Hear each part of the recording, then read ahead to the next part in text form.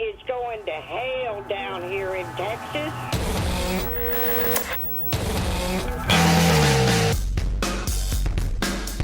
What's up, everybody? Big Bad Bob with you here again.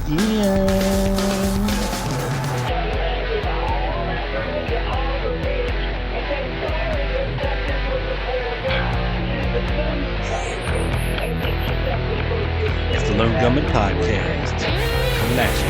Here we go. Stay tuned.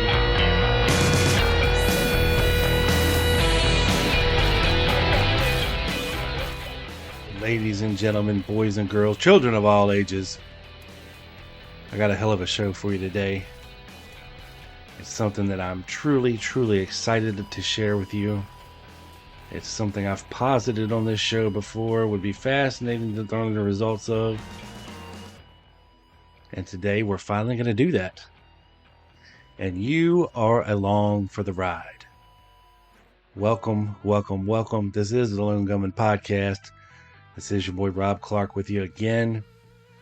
Today, we are going to be remote viewing the Kennedy assassination, focusing on the shooting and the shooters. So hang tight, it's going to be a hell of a ride. First, let me make this disclaimer, folks. I in no way, shape, or form am responsible for anything that you're going to hear today. It is not my material. I am merely sharing it with you on a fair use basis. The institution responsible for this material is an organization known as the Far Sight Institute. And what these guys have done is remote view a plethora of interesting topics, and you can find all of their stuff on the web at farsight.org. Okay, now I've posited many times on this show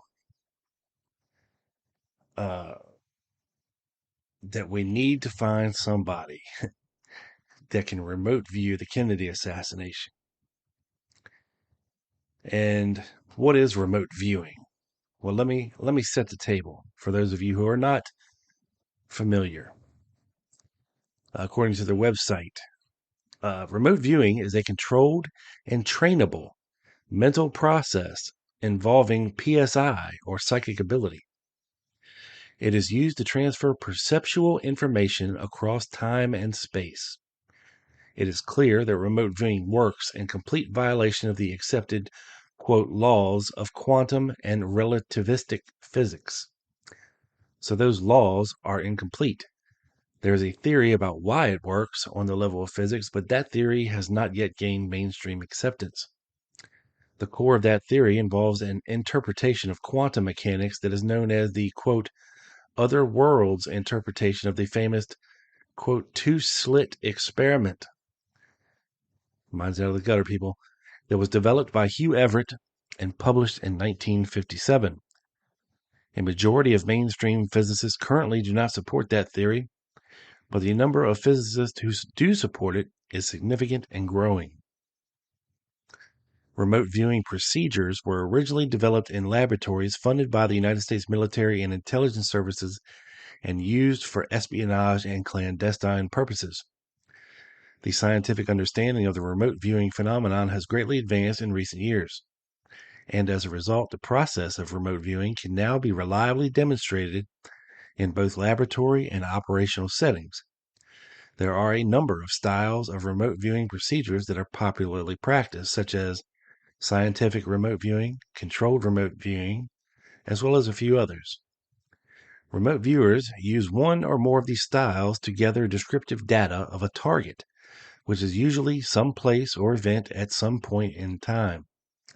Remote viewing is always done under blind conditions, which means that the remote viewer must know nothing about the target when conducting the remote viewing session.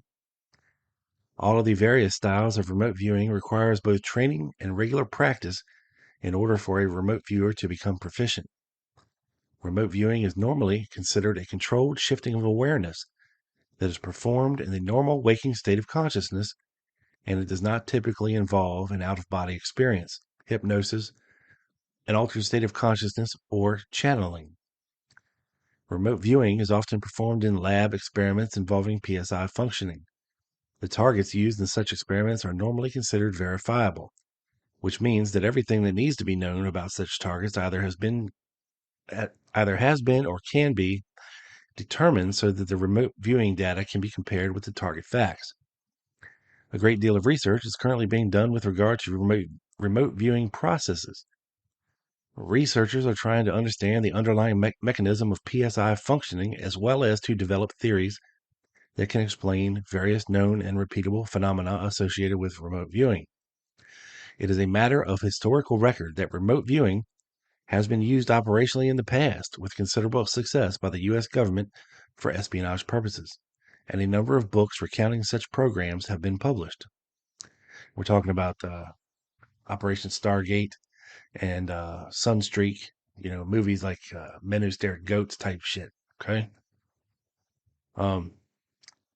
The Farsight Institute is a nonprofit research and educational organization that is dedicated to understanding the remote viewing phenomenon itself through the process of scientific experimentation. It is our belief that a more complete understanding of the remote viewing phenomenon will have collateral benefits to much of science and society. So just to elaborate a little bit, like I said, I've been wanting to find somebody that has done this for years. Well, it turns out that when you search on YouTube for remote viewing JFK assassination, you don't find much. And I mean at all. I scrolled and scrolled and scrolled without finding an actual JFK assassination related viewing, period. Now, I just happened to be listening to another podcast, and this same organization, the Farsight Institute, they went through their instance of remote viewing the 9/11 terrorist attacks, which led me to the website, which then I discovered they had actually remote viewed the JFK assassination 7 years ago in 2015. And I'm just now finding out about it. And yeah, there are videos. So you're going to hear the audio today of the sessions. But if you like, please feel free to go to the website to get the visual interpretation where you actually see these remote viewers in action going through their processes, on a whiteboard. And of course, I will be here with you doing a little commentary, trying to help clarify and explain things as we go along. I know this can be a somewhat arduous and tedious task, but trust me, you're going to want to pay attention to this, folks, because it's amazing how much of this is going to ring true to your ears if you are a listener of this show, if you are a listener of Quick Hits, if you are a listener of the Dallas Action with my buddy Doug Campbell. You are going to quickly realize how goddamn dead on we are about this shit. At least according to, remote viewers. And these are admittedly guys who are on opposite sides of the world, who don't know each other, who don't talk to each other, who have been given blind tasks to view. They don't even know what they're looking at. It just, through concentration and focus and, the power of quantum mechanics. I don't know how to explain remote viewing to people or how it works. But they are able to focus in somehow through the ether onto an event that they have been tasked to view by a controller.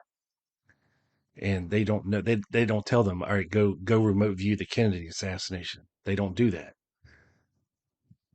You'll see in this experiment where this task has been called like 14A. That's all they know. It's 14A, and that 14A is associated with the Kennedy assassination, the shooter specifically, but that information is not known to the remote viewers.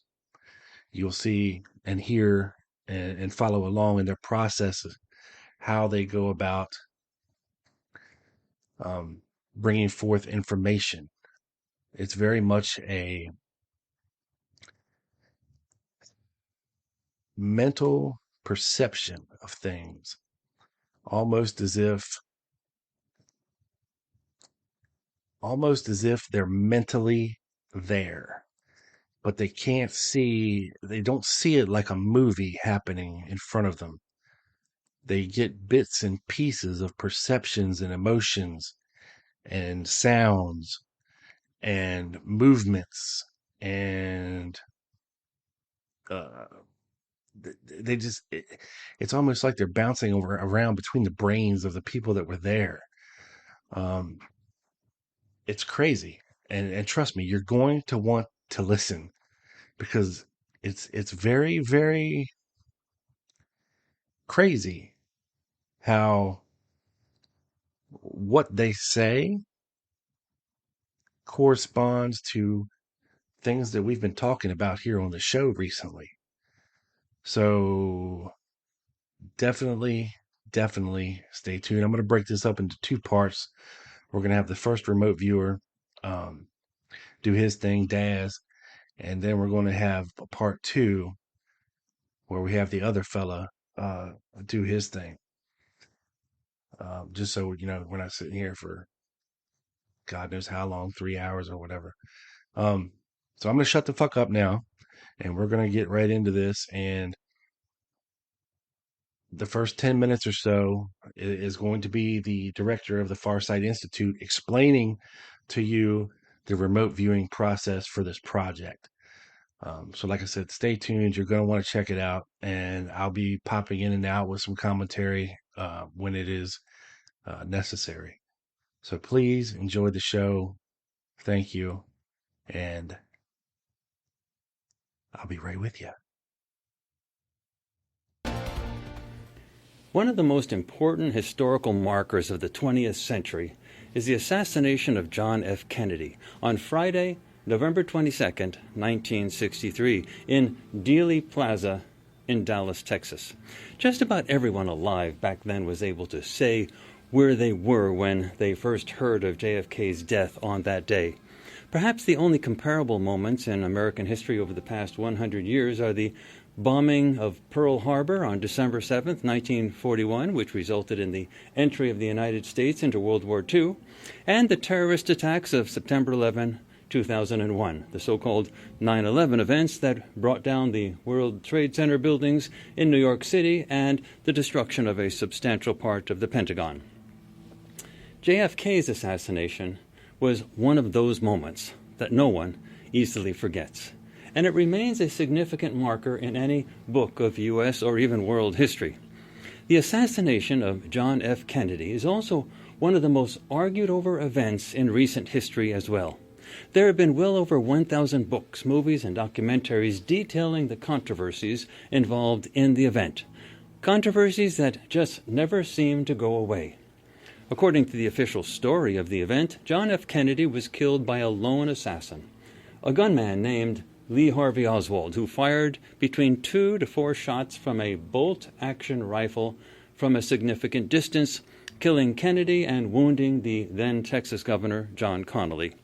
Arguments about the case include whether a single bullet could have hit both Kennedy and Connally, how many bullets were fired, whether the shots came from one or more directions, the lack of a forensic autopsy performed by qualified forensic specialists who might have determined the directions of the shots, the very poor condition of the rifle that was claimed to have been used to kill Kennedy, essentially making it impossible to aim accurately, and why one person who might have been able to supply at least some of the answers to those questions, Lee Harvey Oswald, was himself shot under highly suspicious circumstances by Jack Ruby, a Dallas resident who operated a number of nightclubs and strip joints, and a person who some say had connections to organized crime. Just about everything that could have gone wrong with the investigation of the Kennedy assassination did go wrong. And to this day, a great many people appear to disbelieve the official story for the event. Add to this the very late public release of a 8mm film of the assassination that was shot by Abraham Zapruder that seemed to suggest that Kennedy might have been shot from two different directions, which, if true, would mean that there were two different shooters. The list of controversial elements to the assassination goes on and on quite a bit longer, and I have no intention of arguing over the body of physical evidence, however conflicting and confusing it may be. Others have already done that countless times, and we are no closer to a resolution of the matter of who shot JFK as a result of those debates. Instead, I want to show you newly collected data, remote viewing data, collected by two of the most respected and experienced remote viewers on the planet. This new body of data constitutes new eyewitness accounts using methodologies that were derived from those used by the U.S. military and used for espionage purposes for a great many years. I am Courtney Brown, director of the Far Sight Institute, the largest and most respected civilian venue for full public projects using remote viewing as it is done, using military or military-derived methodologies. The remote viewers who worked on this project are Daz Smith and Dick Allgaier, and they both have long public track records using remote viewing, and their work has been published in a variety of scientific venues. I have a lot to show you today in this documentary, so I will not go into much background regarding the remote viewing phenomenon itself or the past work of the remote viewers involved in this project, but if you want more of that, I encourage you to go to the website for the Far Sight Institute, where you will find a huge quantity of material, including free instructional lessons, printable texts, and a great many projects conducted at the Institute covering a wide range of topics. To briefly summarize a basic description of remote viewing, I can say that it is a mental process that allows highly trained individuals to accurately perceive what is called targets, which are places, events, and people across time and space. People who use these procedures are called remote viewers, and when they are really good, they can describe such things in great detail without being told anything in advance about what they are assigned to perceive, a condition known as working blind. There are only a few highly trained remote viewers in the world today, and they are capable of supplying perceptual data that are what some call scary good. Well, in early 2015, I enlisted the help of two gifted remote viewers who are among the best on the planet, Dick Allgaier and Daz Smith, to work on this new project. All remote viewing is done totally blind at the Far Sight Institute. The remote viewers for this project were only told that there is a target and that they should remote view it, nothing else. Now, as with all of our recent projects done at the Far Sight Institute, this project is essentially a video remote viewing project. That is, the core data for this project were recorded using video, not paper and pen. Also, remote viewing sessions for this project were also conducted solo. There were no camera people, remote viewing monitors, or anyone else present while the sessions were being done who could have influenced the viewers when they were doing their work. Everything you are about to see was obtained solely by the remote viewers themselves, working all alone while they were completely blind to the target. Now, remote viewing perceptions are essentially eyewitness reports. The better the eyewitness, the more likely that the eyewitness reports will turn out to be accurate. Remote viewing data, when done well, really can be very persuasive, especially since the data can be independently corroborated across multiple remote viewers, and much of the data can be compared with aspects of the known physical data. Now, the viewers can also dive deeply into the events in a manner that would not be possible for physical eyewitnesses. It is also useful to mention that neither Daz nor Dick communicated in any way at all during the remote viewing phase of this project, and they lived on opposite sides of the planet. Daz Smith in the UK and Dick Algier in Hawaii. They also did not communicate about the project in any way during the remote viewing phase of the project. Before we dive into the results, let's review the actual target, which is, of course, the assassination of John F. Kennedy. It took place in Dealey Plaza in Dallas, Texas, in broad daylight, while Kennedy was riding in an open car with his wife, Jacqueline Kennedy. Dealey Plaza is a grassy area, with some parts level and some parts slightly elevated. The so-called grassy knoll is one of those elevated areas. Perhaps the most famous observer of this assassination is Abraham Zapruder, who recorded the event on film. Understanding what is seen in his film is one of the primary motivations behind this project. The Zapruder film is copyrighted and not in the public domain, so we do not show it here, but there are many versions of the film that are available on YouTube, which you may want to see if you have not already done so. In this film, it is clear that Kennedy was hit twice, once in the neck and once in the head.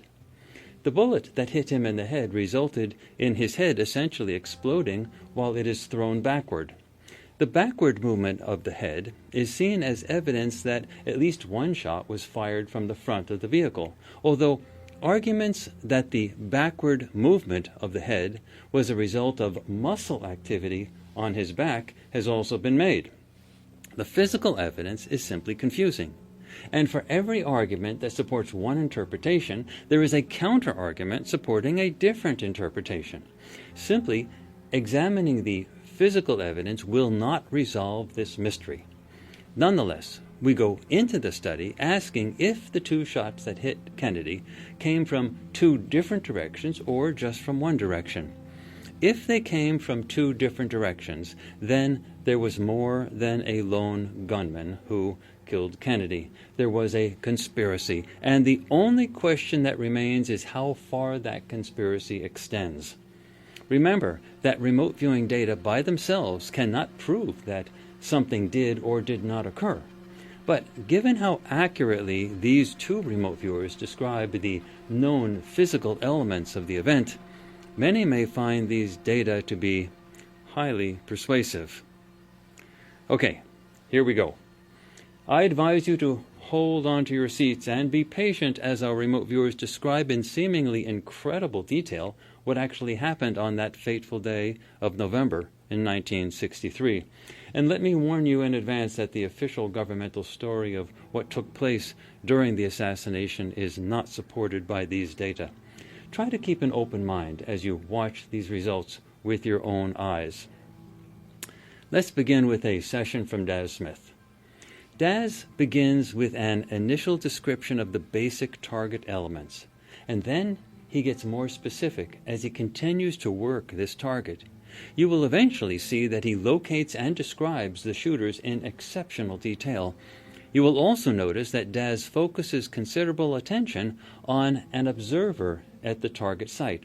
It seems clear to me that he is perceiving Abraham Zapruder, the man who took the famous Zapruder film of the assassination. That film was key to the construction of the targets for this project. It is the best photographic record of what actually happened on that infamous day in November of 1963. It is best if Daz tells you the story himself.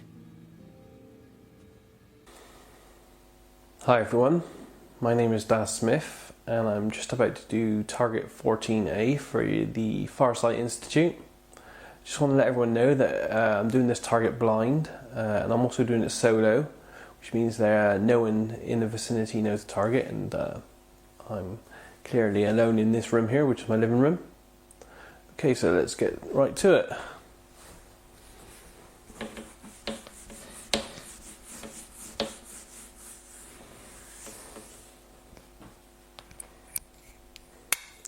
So target 14A.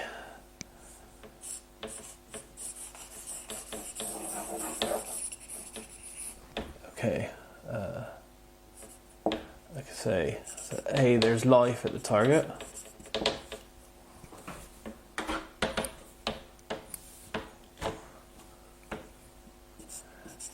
This is male, over 30, busy, agitated.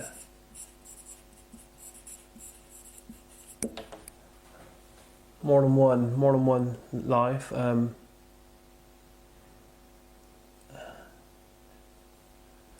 two of them, two males, separated. Just trying to think here. One feels more involved. The other feels more like he's an observer, watching. He's slightly distant.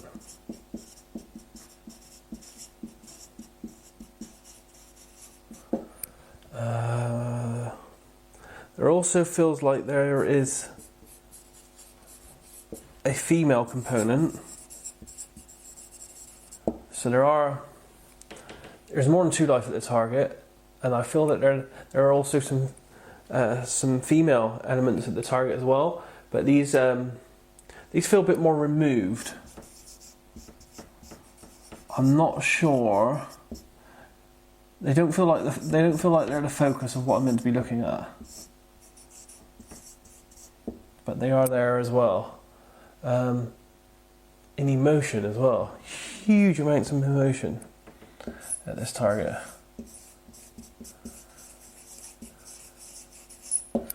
And that's all this here. It's like enveloping.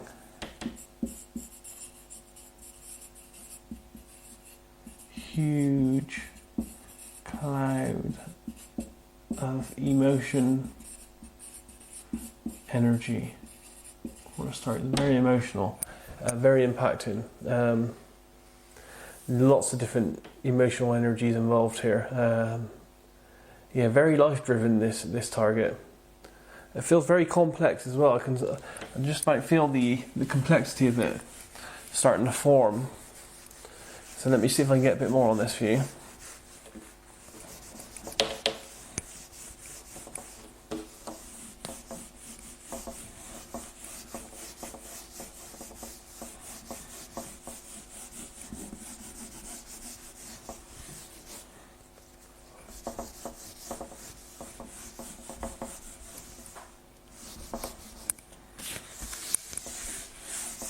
Okay, so let's try to get back a bit more into this because it's very complex. I can feel there's lots happening here. So, target 14A. There's life.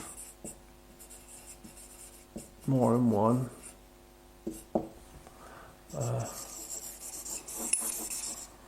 There's a structure.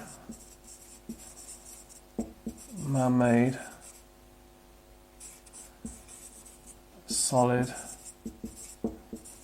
moving. AOL here, a vehicle. There's land, and the land is in two parts. There's a linear component.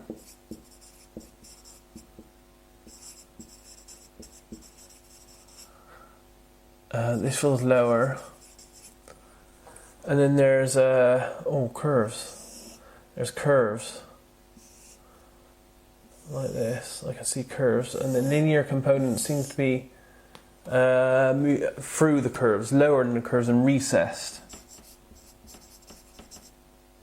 I can't spell today. Recessed into the land. And there's lots of motion as well.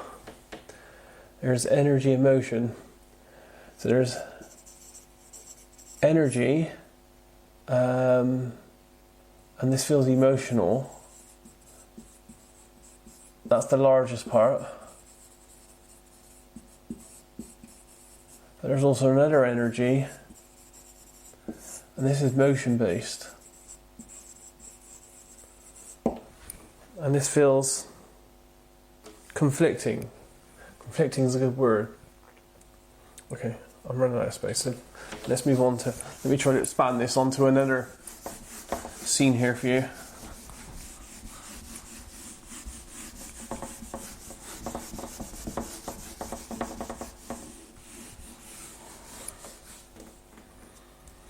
So 14A. Okay, so it's life. And it feels like he's inside. And it feels like he's a passenger. And I got this linear, it feels linear kind of structure with a life inside it. And it feels like it's moving. Speaking about the limo and, of course, JFK inside. So we have a passenger. It's crazy. Dark colored, almost black vehicle, almost black. Moving. It's moving. Man-made structure. Because he feels like a vehicle. Because he feels like a passenger. Because this feels like a moving man-made structure. I'd have to say this is a vehicle. I have to say there's a life inside the vehicle, and he feels like a passenger. But passenger seems to have more meaning in this sense on this target. Bear with me a second.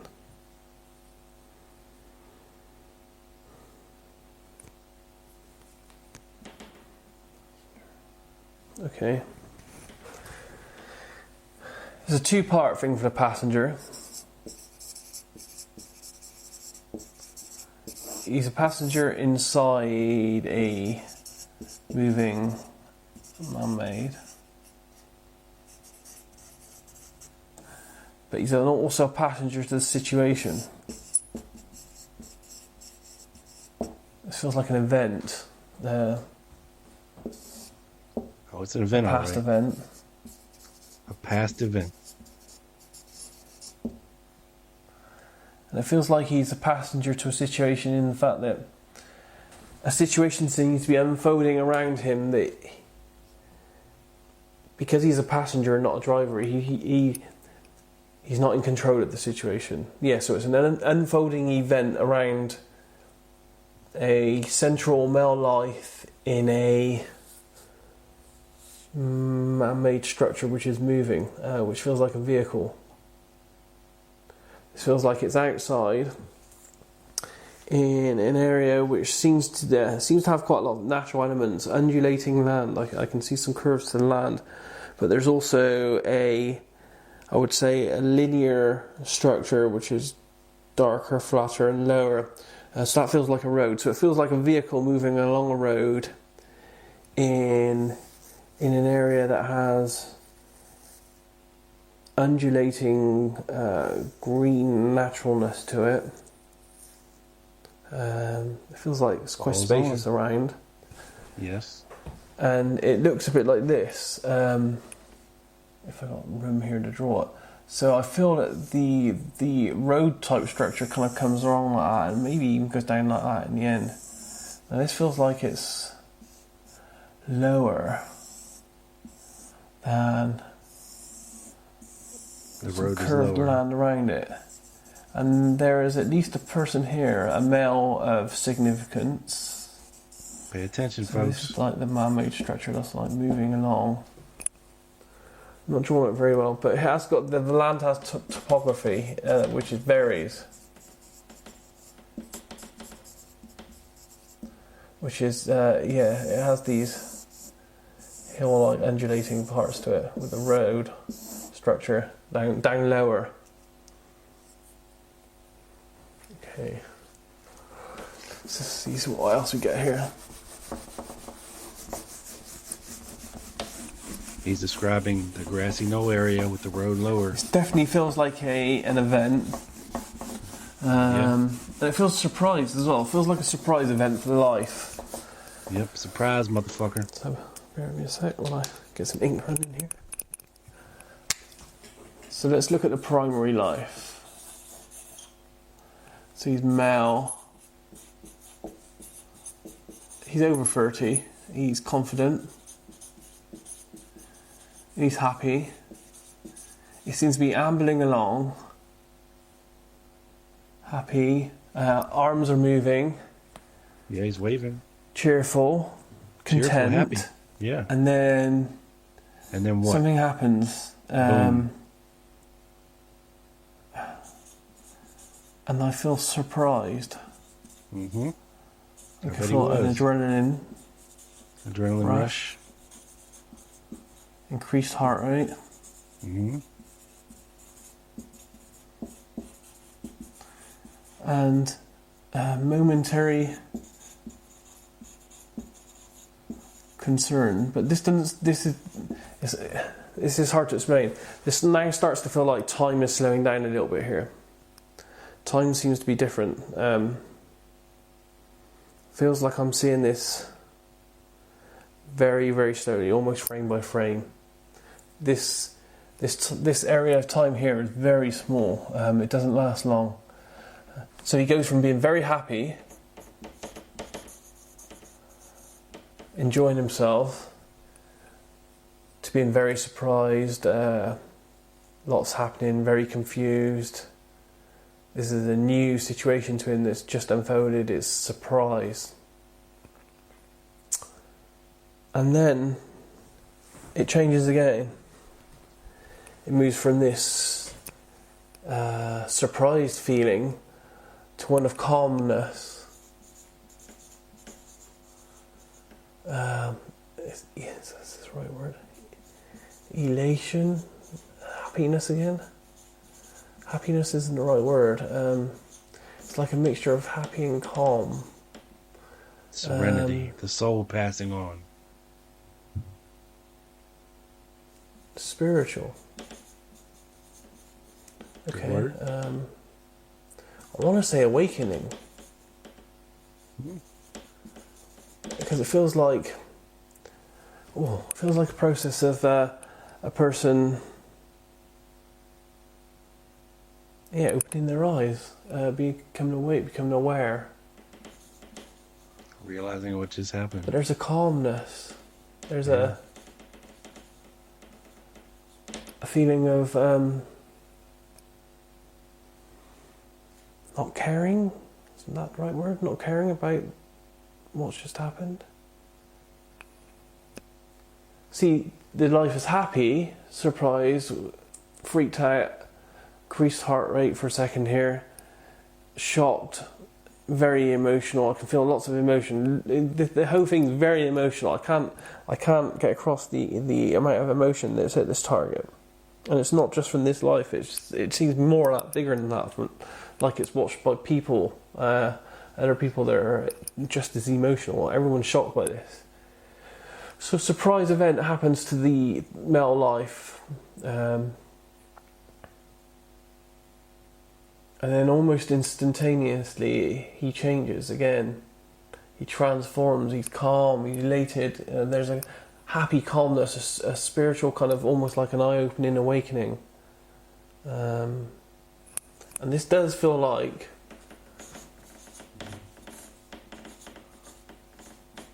a death event. A death event. So at this stage, it feels like the main primary life at this target is a male over 30s in a car or a vehicle. Not car. That's just being AOL. He feels like he's in a moving man-made structure, which feels like a vehicle because it feels like it's going along some kind of purposely built surface. He's happy at the time. I can see his hands moving. He doesn't seem concerned. He's emotional. Emotions are high all around. Everyone's happy. And something happens, and this feels motion-based. Now, it feels like, as I said, he feels like he's in some kind of boxy, linear dark, man-made, slick, I'd say metallic type structure that's moving. So he's moving along like this.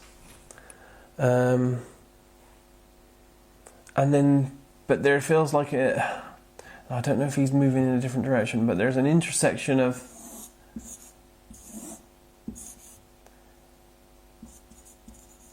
energy, motion, and it feels like it's from two different places here. So maybe free with his forward motion as well, I don't know. And it feels explosive here. Daz is balls on accurate. So we have this man in a vehicle moving along, happy, intersects with what feels like explosive energy motion from two opposite directions, probably, in an event which causes him to, looks like he loses his life, or go for a transformation that feels like it's like he's losing life. It feels similar to other things like this I've picked up in other targets. It feels like a death situation. I've experienced this before. But there's lots of motion. And there's this linear surface here, but it does turn. It turns in a couple places. So we have this linear surface that this thing's going across. But there are these undulating areas around it, and on one of these is another life. Now this other life is male. Pay attention. Again, folks, he's the over shooters. 30. Now it's a very similar situation because he starts off happy, calm. I'm just trying. Bear with me a minute. I'm just trying to run through the time of this. Yeah, he's watching, he's observing. And that seems key to him. Looking, observing, watching. And then he goes through the same process. I mean, he's emotional anyway. All the way through this. Pride. Proud. Proud Then to be about ready to kill the president of the United States. He observes, witnesses, and I guess is involved in seeing this event, and his emotions just like skyrocket as well. He becomes very emotional, confused, agitated. Raised heart rate. He's worried. Has thoughts about his family.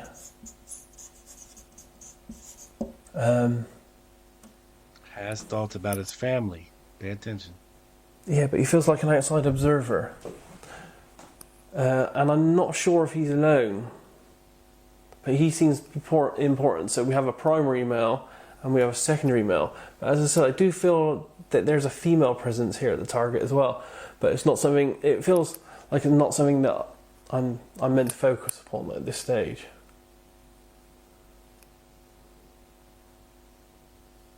Yeah. Okay, so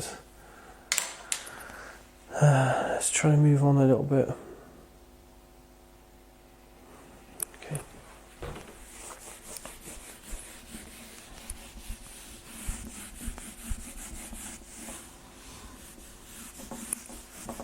Cleaning the whiteboard. This female presence might be Jackie Kennedy. It's not related to the shooters. Takes a long time to get this off. That's better. Okay, bear with me while I have a drink of water here. Lots of talking.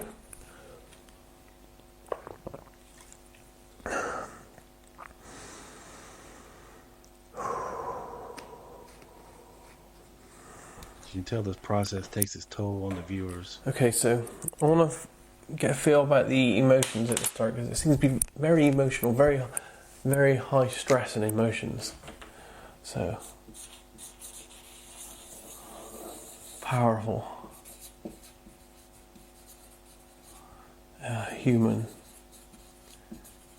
emotions, and they're everywhere. And this is a past event. This is a past event that's very impacting. People were very emotional about it. And it upset them.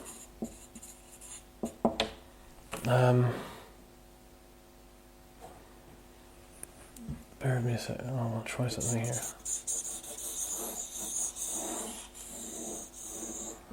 Okay, time.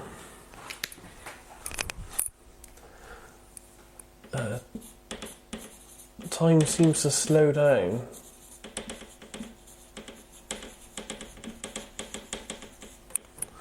Use a different colour here, it's not working very well. There seems to be a displacement of time across time.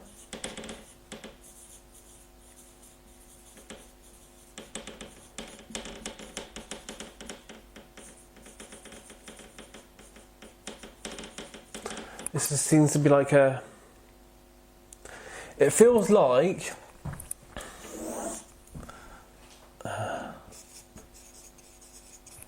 from start to now, and this feels like a past. The past event. And it feels like the emotions...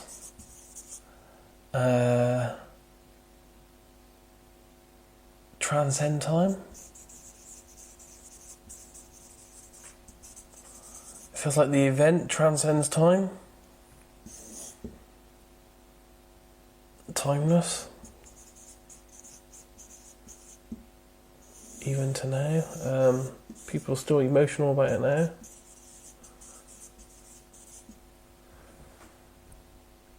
Yes, they are. But it seems slow as well. Yeah. At the key point of the event, it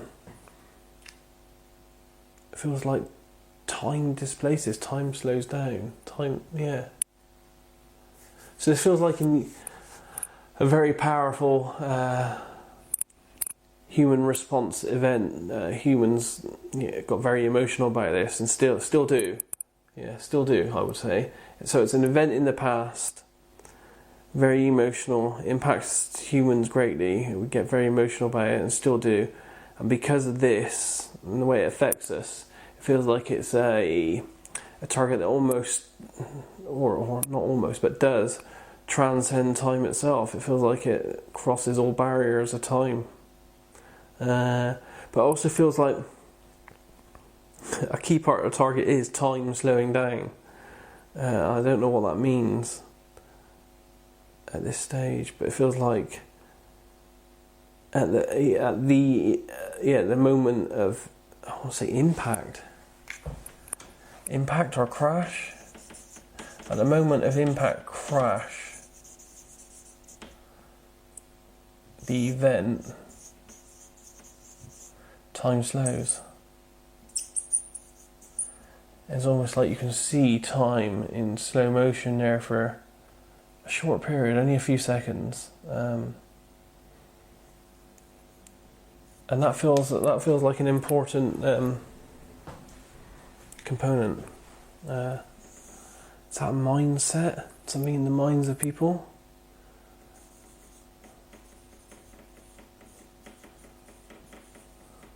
That's what I'm going to put. It came through.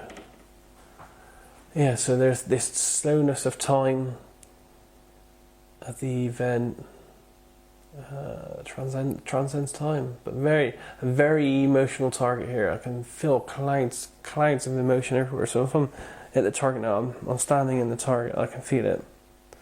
I mean, the emotion starts before what I class, shouldn't call it the main event, but before the event thing that causes the problems. There's emotion there anyway, but all around as I move slowly through the target to the time of something happening to this central life. Emotions change there. There's loads of surprise, loads of shock. Like, I can almost see the shocked faces. Energy levels instantly peak and then they rise. Shock, horror, yeah. It's like people are observing in real time something happening, an event. Something that shocks them to their core. And that reverberates through time, and it still shocks them to this day. They're still shocked. So we have a lot, and the Malway structure feels boxy. It feels angular. Dark and angular. I can see the angles on it. It feels kind of like boxy and large. And here's our life. It's moving along. It feels like it's moving. It feels like it's moving along. Not. It doesn't feel super fast. It's just moving along. And then all of a sudden, I feel this motion energy, and it kind of comes out of nowhere. It's kind of like surprise. Boom. And this is explosive here. I want to say explosive motion energy. It comes from two different places. I'm sure it comes from two different places.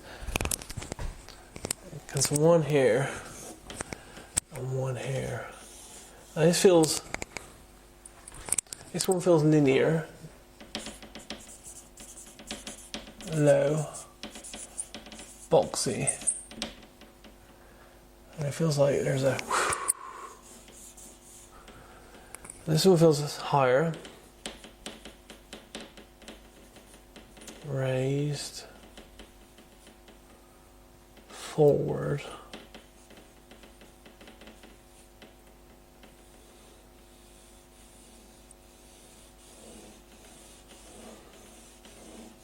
Something curved maybe. And this happens fast. This is like seconds to milliseconds. The shots. And it feels like there's an impact. Because it feels like the motion stops there. There's a stop here. There's an abrupt stop.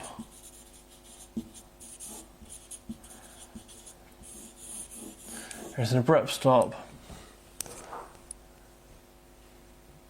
And there may be life involved. There may be other life involved.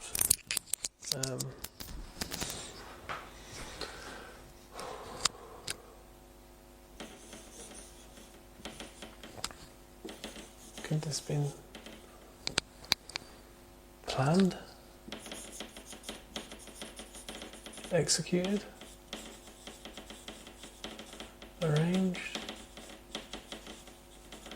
Event?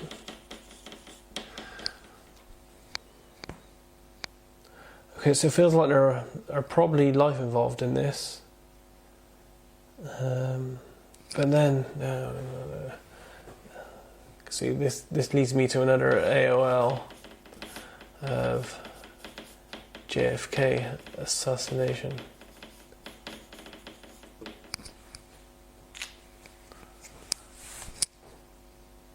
It does feel like other life are involved. I'm finding it hard to pick up on them though.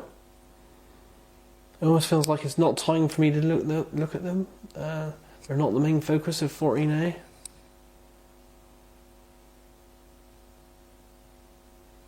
He's realized he might be looking at the JFK assassination by now. Let me try to focus on him. Come on, 14A. Address. Angry. Mouths. Organized. Rushing. Moving. Adept. I hadn't used that word before in RV, so that's interesting. Adept. They cause the situation. This is exactly as it came in. They cause situation, then run away. They cause the situation Ghosts. and then run away. Ghosts. A very interesting word choice. So, target 14A. Okay, we have life. We have structure. We have energy. We have motion.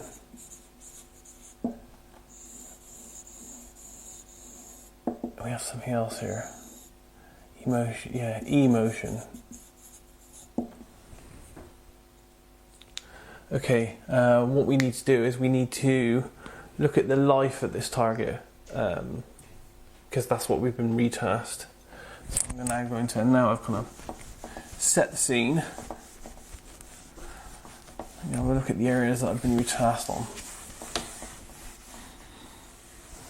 Okay.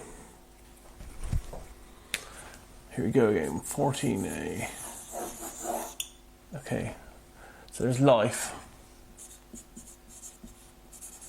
They're male, they're busy, occupied, they're arranged. Talking about the shooters now. They're structured and working. Working. To Remember a that plan. term. It feels devious.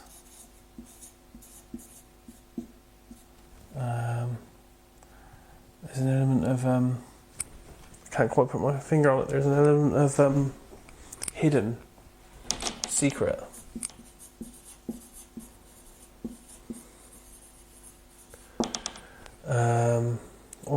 Organized.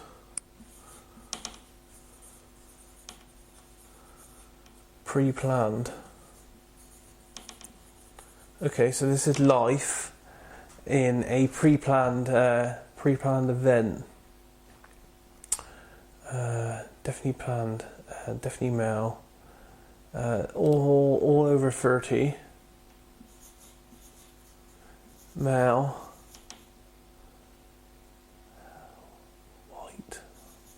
White. Well dressed. And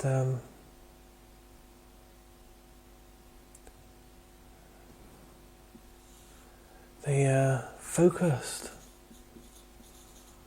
It's like they're deep in thought or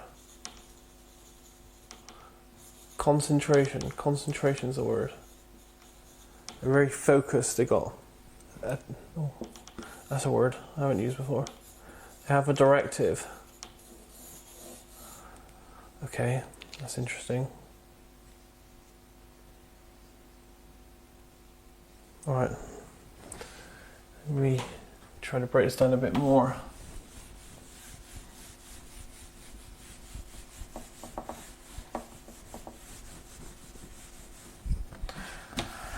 What I remember about the target itself is that it had several areas of life.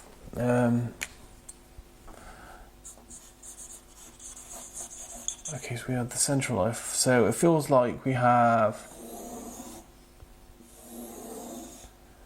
a linear surface with this angular, dark, boxy type structure,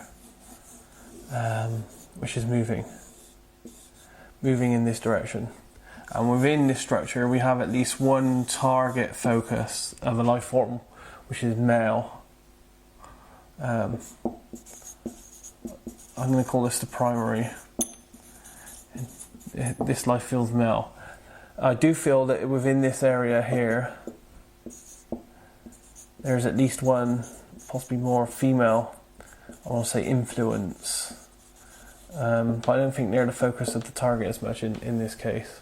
We also have an observer, and this area is undulating. It feels undulating all I hear. It seems to dogleg this surface, so it comes down here and it doglegs that way a little bit as well.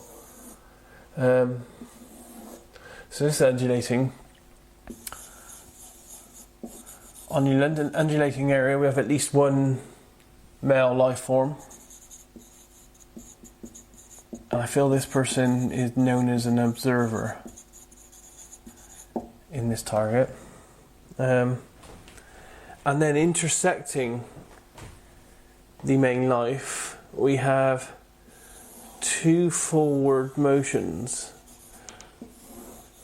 packed full of motion, energy, thrust. And this feels explosive. It feels at the points where the primary life in the structure and these forward thrusting motions meet. It feels like there's an explosive situation here.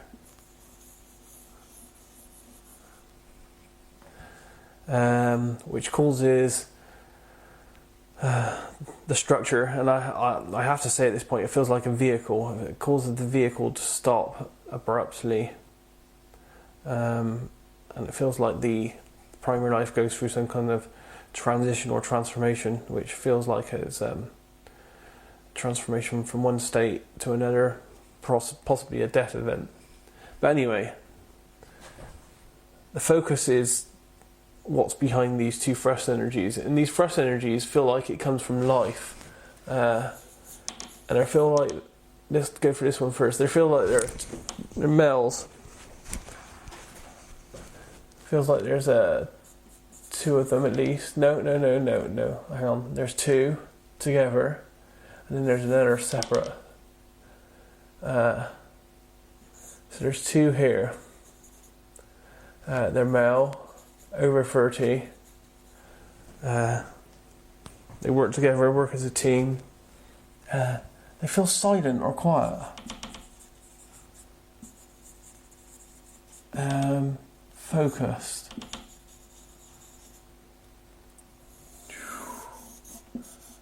And they direct an object with energy and motion purposely towards the target. So this is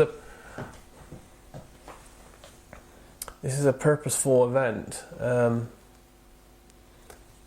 by two males, and these feel low. Are they lying? I feel like they're lying down, or they're flat, or they're low. They're low. I mean, the topography of this is that the road area surface here is low anyway, with the undulating parts in between it, but they feel low as well. Now behind them, not a huge distance away, but a distance away, there feels to be a third life, and he feels like he's standing, watching. See, I'm getting some words here that make me want AOL. He's like he's doing what we call Overwatch, and this, I'd have to AOL of a sniper situation here, because it also feels like one of these is an observer watcher, and one of them has, subconsciously done it there, has a gun or something. Does this feel like it's definitely an aimed, purposely aimed, thrusted motion to intersect over here. I'm trying to say this without naming the target, which is how we do it within CRV. So I would say essentially a three-man team, but one of them detached, standing. He might be standing in much traffic. There are two other males. These feel to be lower, lying down. One of them's holding something, one of them's watching or spotting it. So it feels like a sniper team with some kind of handler behind doing, rear security or something. They're there on a mission. This is pre-planned. It's practiced. The positions were scouted beforehand. Covert.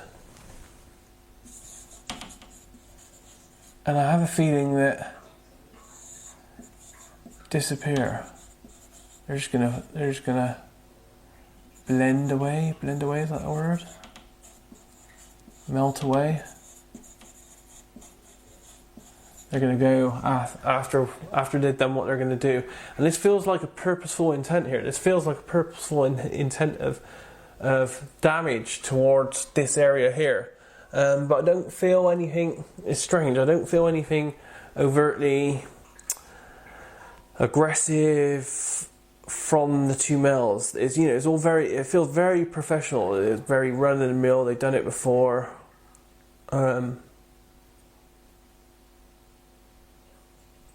They're practiced.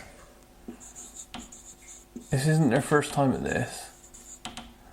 And I got an AOL here of CIA. Because they feel like this feels like an assassination or an attempted assassination. It feels like there are people covertly working to hinder, stop, and damage this central primary life form.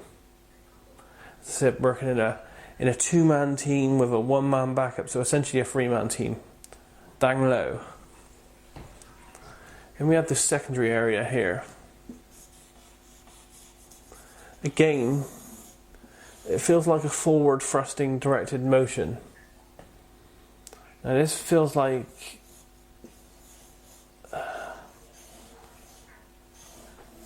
another two-man team. So two males,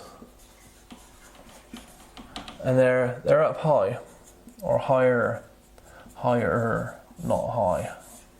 It's key there. Raised,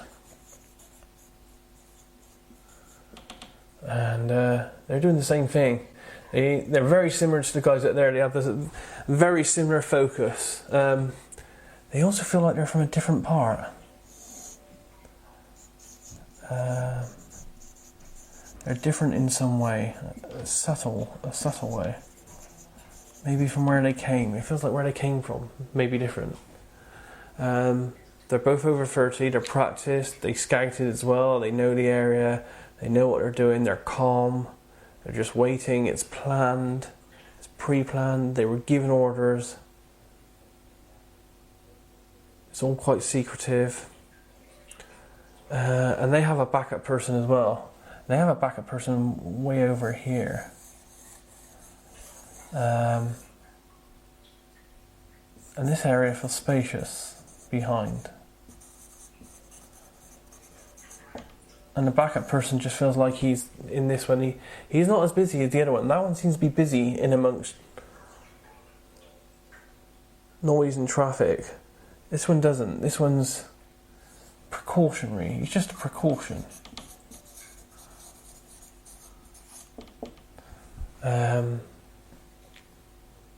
Yeah, and these two, they're sat. No, not sat. They were sat and standing, waiting. They were waiting for a while. They're waiting for a position. Let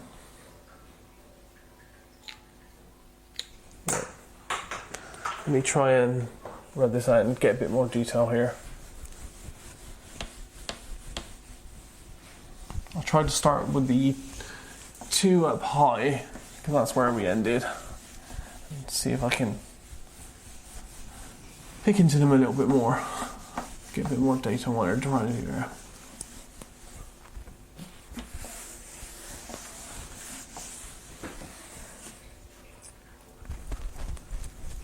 So we have two lives.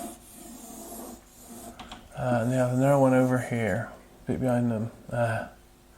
They're up, raised, they're standing. As the time happens, bear with me a second. They're waiting, patient. Not so patient. Smoking. One of them smokes. At least one of them smokes. There's smoke.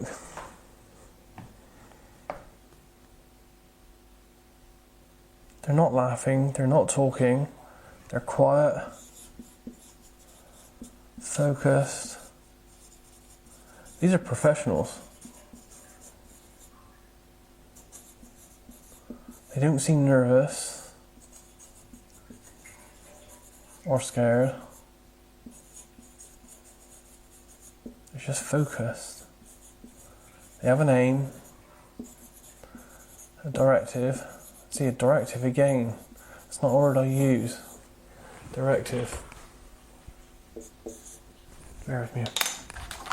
Yeah, let's get a better pen here.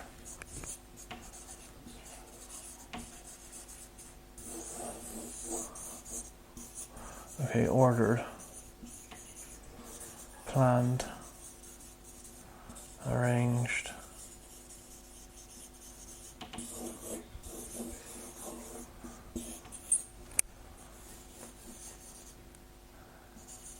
Military, covert, operation,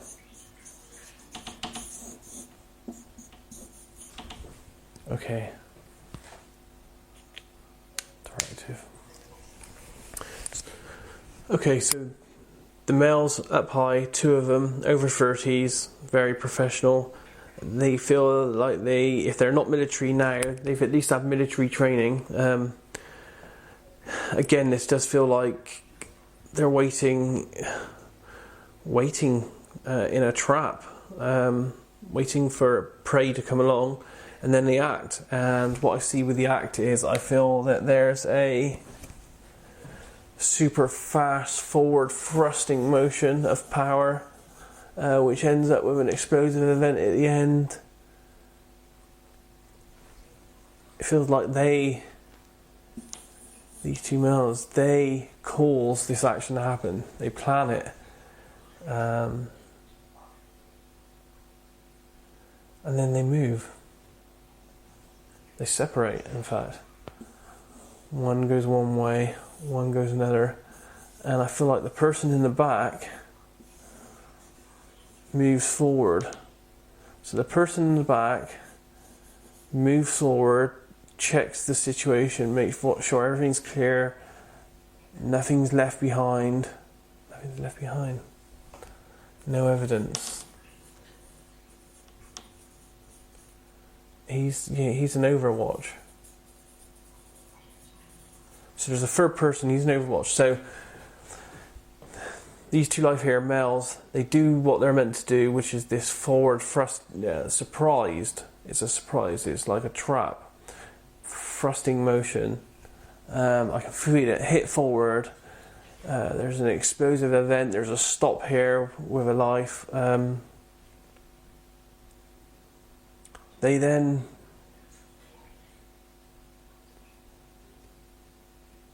pretty much without words just finish what they're doing. I can see them moving their hands. Then one moves off in one direction. It feels like he has bags. The other moves off in another direction. And the person that's behind at the time, watching their backs, moves forward. Moves forward, checks the area, checks all that's clear. It feels like he mingles.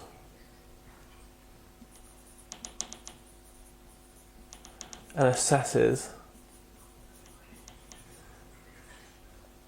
And this feels like he's looking to see if they were fanged out, watched or something.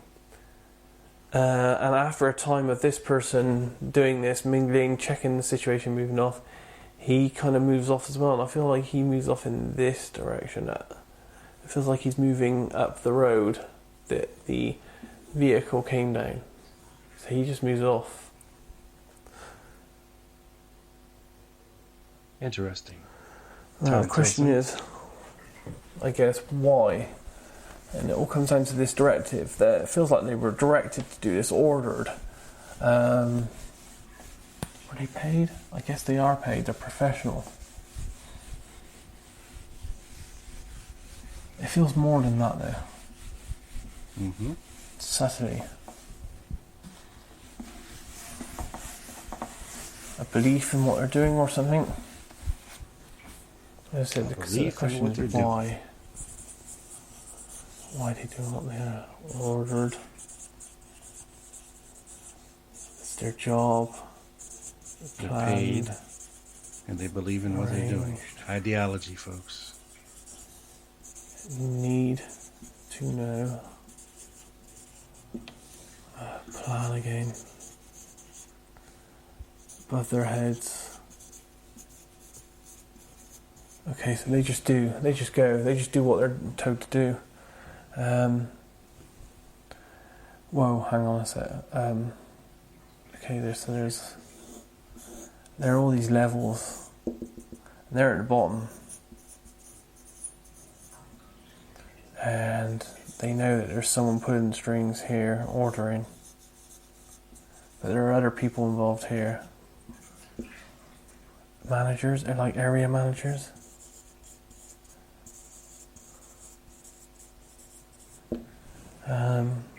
So not one person. Oh, here's a word. Compartmentalized. Okay, so I don't think they know. I don't think they know everything. Not one person knows everything. There seems to be levels to this, and each person has a job or a role. Knows a certain amount, but not enough to know the whole picture. Where have you heard that before? And they're just doing what they've been told to do. They're professionals, military trained. I'm not sure if they're in the military now. They don't feel military, but they feel military. They feel like military trained men Doug, you listening? on a mission.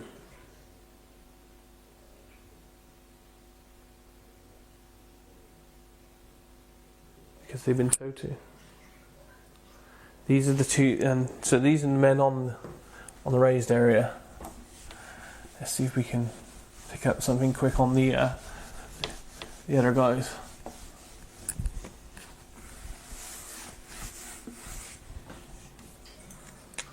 So we have the road type area here, surface. We have our observer. We have this area, and it feels. I draw this low and flat with intersecting parts.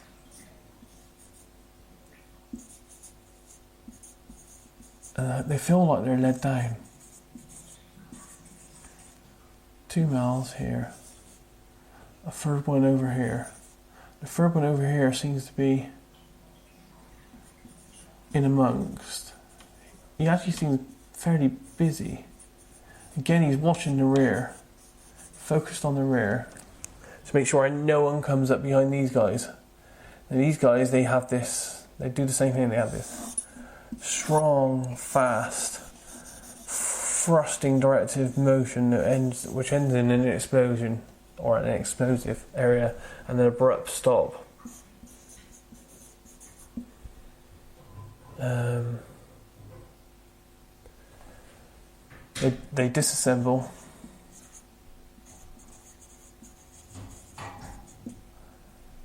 And they go off together, pretty much, in this area. But they're also joined by that guy. And they go off together. They don't split up, they go off together. It's like is it more important for him to watch the rear than this area here? Because this area is hidden.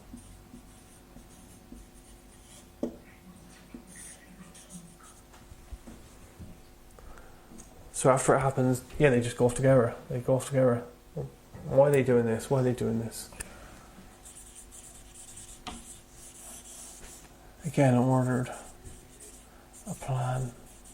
He's describing now the sniper's nest. Schoolbook depository. Arranged. Long term. 2 goals. people, 1 shooter. They're doing it because they've been told to do it. Paid to do it. Spotter, a It's just shooter, and part one guy of- watching the rear. It's just what they do. That's I what can't they really do. say any more than that because they don't really know. It's just like Compartmentalized. it's just like they've been told to do something, they've been given an order, so they're just following the orders and doing it. They don't have all the information.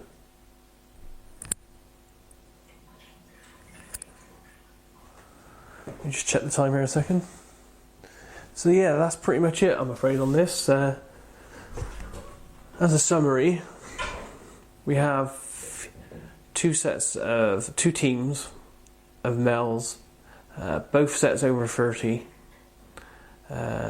Each set has two men working together very closely, with a third person in something like a rear guard position, watching their backs. One location seems higher up, raised, one location seems lower down, and they seem to be at a point where a primary life is moving in this direction. Then there's a focus directive energy from that area and a focus directive energy from that area, so it feels like a conjunction, a crossroads. So there's like three forceful pushes, one from one direction, one from a second, and another from a third direction, all conjunct on one area at one point. 3 different directions. Two sets of guys in sets of 3. There's a tiered structure of planning to this, so they don't all have the picture. The group from over here splits up, go in different directions. The third person behind checks the area first, make sure everything's clear, make sure nothing's left behind, covers them, then he moves off in a direction. The second team over there, they actually disperse together, all 3 of them together. I think the locations, it feels a bit more hidden. So there wasn't so much worry. It was just, the guy at the back was just there to make sure no one came up behind them.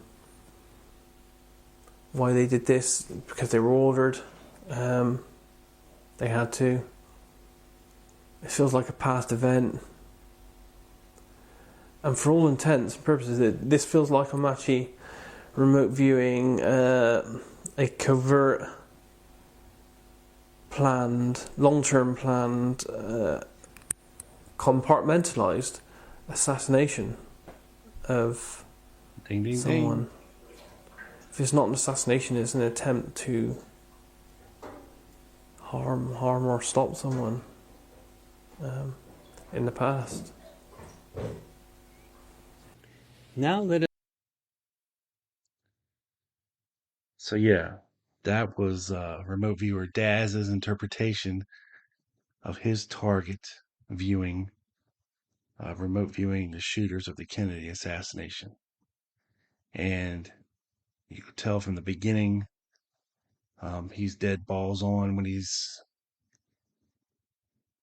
telling us what he's seeing as far as the target being a human in a man-made structure, being a vehicle in motion down a street. He's seeing 2 teams of 3. He's seeing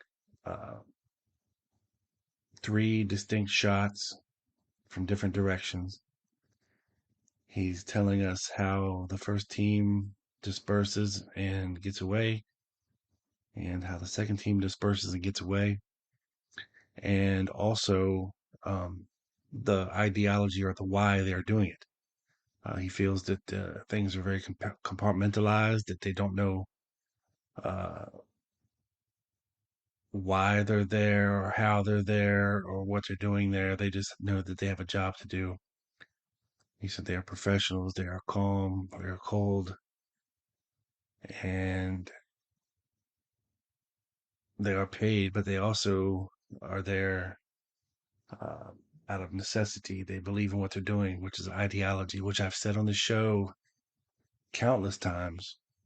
The only motivation for someone to do this is either a lot of money or an ideology where they were so opposed to John F. Kennedy and his policies and actions that they had no problem taking him out. And if they're getting paid to do it, all the better.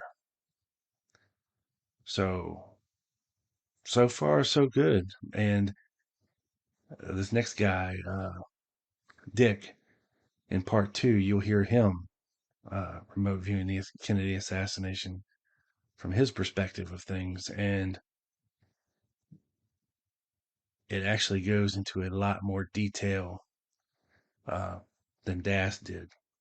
But yet they both line up pretty well together, and with our knowledge of the event as well, as you'll see coming up in part 2.